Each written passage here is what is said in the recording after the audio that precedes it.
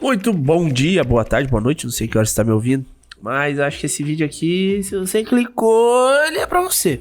Olha só, morar junto não é casamento, tá? Resumidamente, é isso.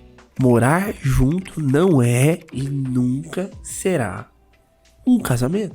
Eu recebo muito feedback, né, do pessoal do Instagram, das moças principalmente, dizendo: poxa, eu quero tanto casar, a gente já mora junto e tal, mas parece que ele não se importa. Exato, ele não se importa. Por quê? Porque você concedeu todos os direitos de um marido para um namorado. Você foi morar junto, na maior benevolência do mundo, você se tornou uma boa mulher para ele.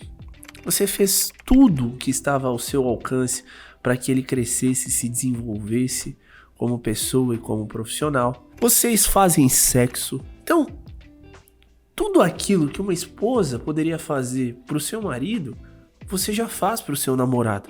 Por que ele casaria com você? E é isso que a maior parte dos caras diz. Eles vão casar pra quê? Não vai mudar nada. Realmente, não vai mudar nada na cabeça dele. Estruturalmente, o que você fez foi dar além do que uma namorada deveria. E quando você oferece além do que uma namorada poderia oferecer, tem muito cara que se acomoda.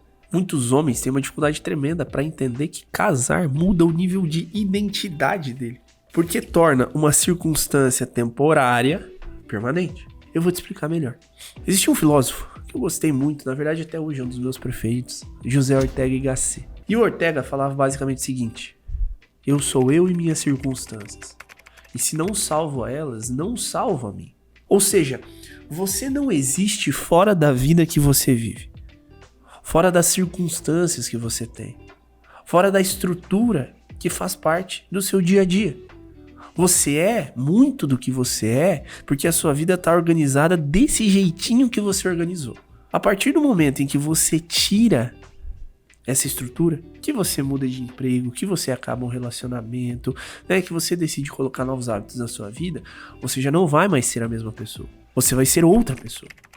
E essa outra pessoa pode ser melhor ou pior. Depende da forma como eu lido com as circunstâncias que eu coloco na minha vida. Um relacionamento é igualzinho. Só que enquanto o namoro é uma circunstância relativa, é uma circunstância passageira, o casamento é uma circunstância permanente. Por quê? Ninguém casa para se separar. Eu caso para estar ao lado da mesma pessoa por toda a minha vida. E o que essa clareza sobre um casamento traz? Uma mudança na maneira como eu olho para a existência. Porque eu sei que eu farei todos os sacrifícios necessários para tornar a vida dessa pessoa melhor. E construir ao lado dela uma família. Educar os nossos filhos com valores que nos parecem adequados. E deixar um legado para depois daqui. É isso que acontece com a cabeça de uma pessoa, ou pelo menos que deveria acontecer depois que ela casa. Não existe plano B.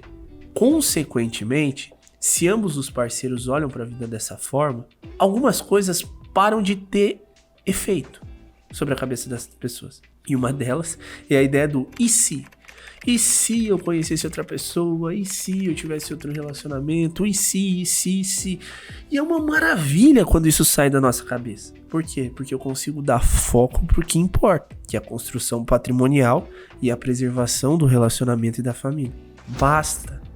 Então, é nítido que um casamento alinhado dessa maneira muda a identidade do cara, porque ele começa a entender que ele vai ficar ali pra sempre.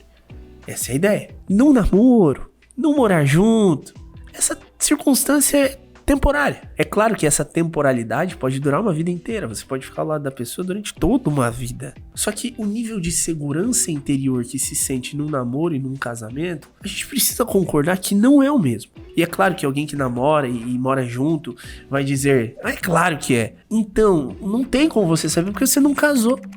Agora, pede pra uma pessoa casada. Se o nível de segurança, uma pessoa bem casada, se o nível de segurança que ela sente dentro do casamento é o mesmo que ela sentia no namoro. Não é! Porque o namoro foi feito pra acabar.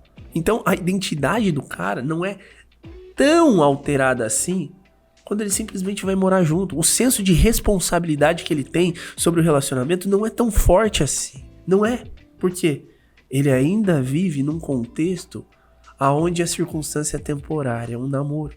Você tá me dizendo, André, que eu poderia ter um cara muito melhor se eu tivesse me resguardado e ido morar junto só depois do casamento? Se essa pessoa cultivasse alguns valores específicos, é possível. Mas o simples fato de vocês já terem ido morar junto nesse contexto e não passarem por esse processo de transformar um namoro em um casamento, talvez não dê a vocês, e a ele principalmente, a maior potência daquilo que ele poderia se tornar. Porque não existe essa transição de identidade. Ao mesmo tempo, é possível que alguns pensamentos estranhos comecem a aparecer na cabeça desse cara, tanto quanto na sua cabeça, que são os pensamentos do e se. E como eu tô numa circunstância que não é definitiva, dependendo da maneira como eu lido com os meus instintos, eu posso muito bem ir embora, eu não tô casado. A probabilidade de um casamento acabar, ela é menor do que a probabilidade de um relacionamento onde as pessoas moram juntos e só moram juntos acabar. Ou seja, aqui a probabilidade é maior. Por quê? Porque o nível de identidade dos dois é diferente. E a responsabilidade disso ter acontecido também é sua. Beleza, André, entendi. Como que eu corrijo isso? A primeira coisa que você precisa ter na sua cabeça é o seguinte: talvez eu não consiga corrigir. Talvez ele não vá aceitar casar. Porque casamento é caro, porque isso, porque aquilo. O que é uma mentira. Porque vocês podem muito bem ir num cartório, se vocês não são religiosos, por exemplo, e assinar um papel. Custa R$400. R$400, sinceramente. Você vai arrumar R$400. Entendeu? Você vai dar um jeito. Então é tolo falar essas coisas. Porque você não precisa de uma puta festa. Porque você não precisa de um monte de convidado e tudo mais.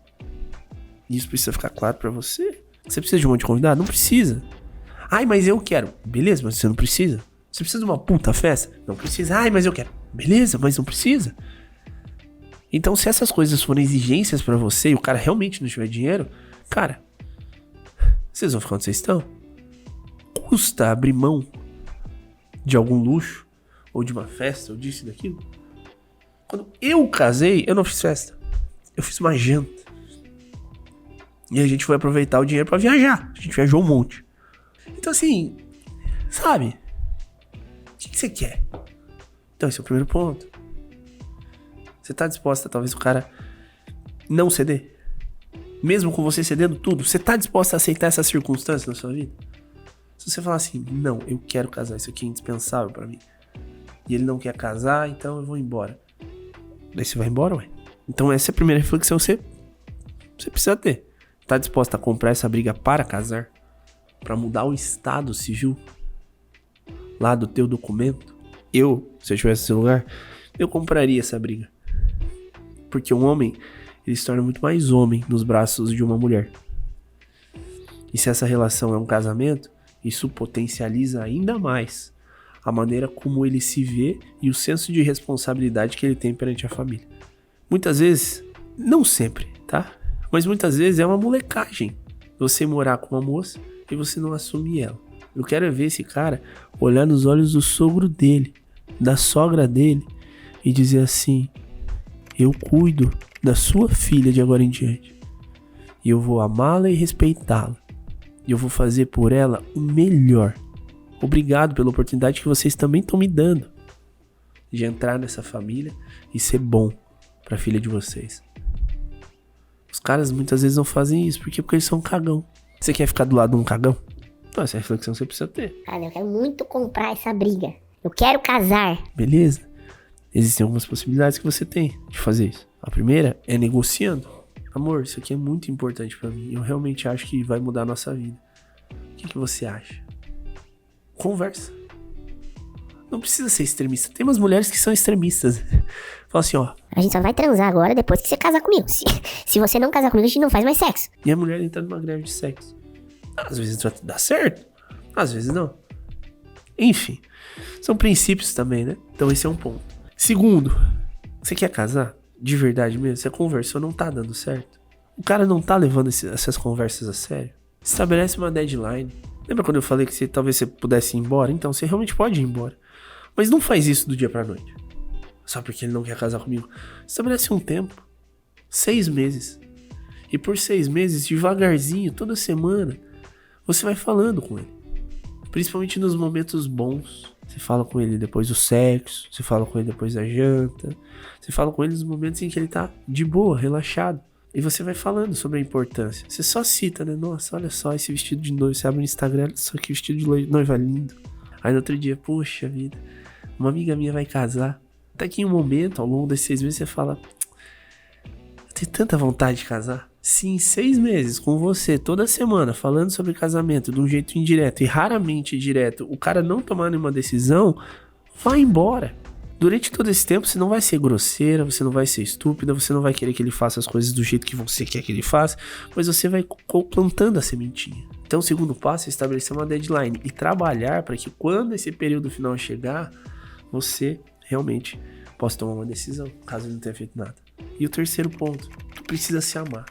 Quando eu falo de se amar, entenda que esse não é um ato egoísta de fazer o que você quer, do jeito que você quer, etc. Mas de respeitar aquilo que realmente faz sentido para você no seu coração. Respeitar os valores que você tem. Respeitar a pessoa que você é. Se o casamento é algo sagrado para você, precisa existir, o fato de você se subordinar a uma relação onde isso não vai acontecer é um desrespeito a você mesmo. E o que acontece? Quando você se desrespeita, a outra pessoa sente isso. E devagarzinho esses desrespeitos vão crescendo. E crescendo, e crescendo, e crescendo, e a relação vai ficando pior, até que em algum momento algo acontece, uma traição, um término, etc. Você precisa se amar. Será que você se ama o suficiente? Será que você respeita a si mesmo? Será que você faz o que precisa ser feito? Sempre. Morar junto não é casamento. Um casamento muda a identidade do indivíduo e desenvolve dentro dele crenças sobre ser para sempre, sobre vulnerabilidade, sobre lealdade, sobre fidelidade. Pensa em tudo isso. E a gente se vê em breve.